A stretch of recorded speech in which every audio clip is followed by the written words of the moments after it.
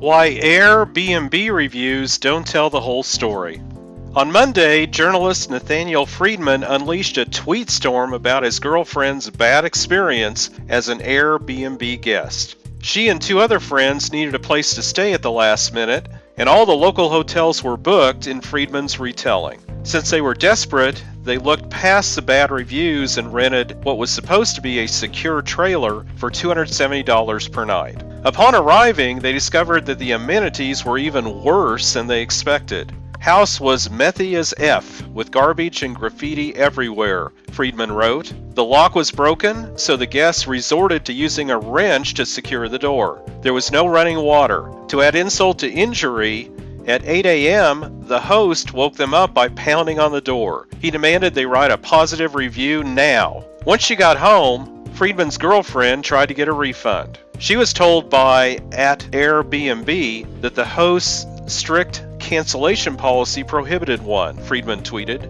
When she pressed the issue, Airbnb offered to refund half of the cost and then rescinded that offer. On Tuesday, the day after Friedman's initial tweet storm, he added, "Yesterday, @Airbnb indicated via Twitter that they'd be in touch. At 1 a.m., they issued a full refund, fees and all, with no explanation." Airbnb head of trust and risk management Nick Shapiro told Inc., "These types of negative experiences are extremely rare. 75% of Airbnb users post reviews and upward of 90% of those reviews are positive. We've refunded the guest and removed this listing," Shapiro said. "We are very sorry this experience did not go well. We want all of our users to have positive experiences. If anyone shows up at a home and it's not as advertised, we ask that they reach out to us and we will refund or rebook them. An unsanitary, unsafe dwelling, a misleading listing, a dodgy host,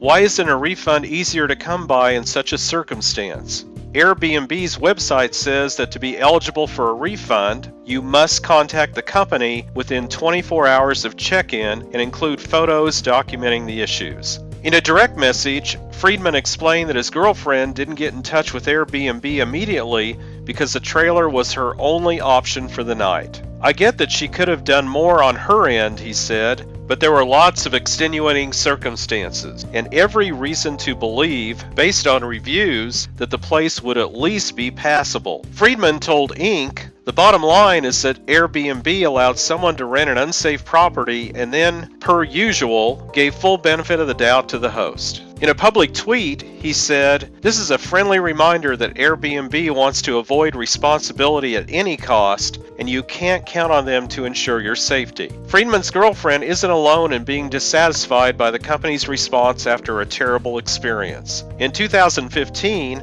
Zach Stone wrote about his father's accidental death at an Airbnb. "When my father decided to give a rope swing a try on Thanksgiving morning, the trunk it was tied to broke in half and fell on his head, immediately ending most of his brain activity," Stone said. Hotel rooms are standardized for safety, monitored by staff, and often quite expensive. Airbnb rentals, on the other hand, are unregulated, eclectic, and affordable, and the safety standards are only slowly materializing. He added, "Of course, were Airbnb to invest in safety requirements by offering home inspections or by analyzing photo content to target higher risk properties and features, pools, saunas, trampolines, etc., with site-specific safety recommendations, such a program could be far more costly and might jeopardize Airbnb's covetable neutrality as a platform, as well as its ability to relegate legal liability to Airbnb hosts. The same real-name policy that causes people to trust Airbnb's reviews in the first place